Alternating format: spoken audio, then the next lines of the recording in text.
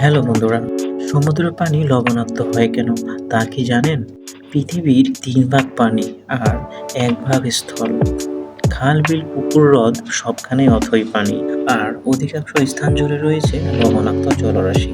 তারই নাম সমুদ্র। আপনার কি কখনো মনে প্রশ্ন জেগেছে অন্য সব পানির উৎস বাদে কেবল সমুদ্রের পানি কেন লবণাক্ত হয়?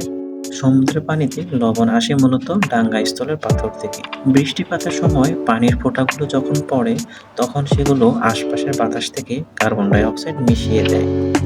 পানি আর কার্বন ডাই অক্সাইড মিলে তৈরি করে কার্বনিক অ্যাসিড, যার ফলে বৃষ্টির পানি এক প্রকার অ্যাসিডিতে রূপান্তরিত হয়ে পড়ে। আর অ্যাসিডিক পানি যখন পাথরের গায়ে পড়ে তখন এর ভিতরের অ্যাসিড পাথরের শরীর বেয়ে নামে এবং আয়রন তৈরি করে। এই আয়রনগুলো আবার গড়িয়ে পড়ে নদী কিংবা হ্রদে। সেখান থেকে একটা সময় তা গিয়ে পড়ে সমুদ্রের পানিতে এবং নানা রকম আয়রন সমুদ্রের পানিতে থাকে।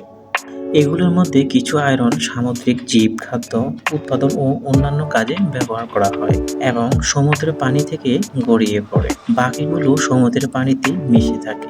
দীর্ঘ সময় এইভাবে সমুদ্রের পানিতে থেকে আয়রনগুলোর পরিমাণ বাড়তে থাকে। এইসব আয়রনের মধ্যে সবথেকে বেশি পাওয়া যায় সোডিয়াম ও ক্লোরিন। আর সমুদ্রের পানিতে এর দুটো পরিমাণ প্রায় ৯০%। মূলত সোডিয়াম ও ক্লোরিন লবণাক্ত হয়। ফলে এই দুটো মূল একত্রিত হয়ে তৈরি করে সোডিয়াম ক্লোরাইড, যাকে আমরা লবণ বলে চিনে থাকি। আর সমুদ্রের পানিতে সোডিয়াম ও ক্লোরিন আয়রন দিয়ে তৈরি হয় লবণ। আর এই দুটোর পরিমাণ অনেক বেশি হওয়ায় সমুদ্রের পানিতে লবণের পরিমাণ অনেক বেশি থাকে। এই জন্যই সমুদ্রের পানি লবণাক্ত হয় এবং তা থেকে প্রচুর লবণ উৎপাদিত হয়। এখানে আরেকটা প্রশ্ন ওঠে, নদীর পানি কেন লবণাক্ত হয় তা কি আমরা জানি? নদীতেও অ্যাসিড বৃষ্টি হয়। বিভিন্ন খনিজ পদার্থ বা পাথর গলে লবণ থেকে মিশে নদীর পানিতে। তবুও নদীর পানি মিষ্টি হয়। এর কারণ নদীর পানি ভিন্ন বৈশিষ্ট্য। নদী মোটেও স্থির নয়, বরং সবসময় বহমান থাকে। বড় বড় পাথর থেকে বয়ে গিয়ে পড়ে সমুদ্রে। নদী প্রবাহিত হওয়ার সময় মাটির লবণ ও খনিজ পদার্থ ধুয়ে সাগরে নিয়ে যায়।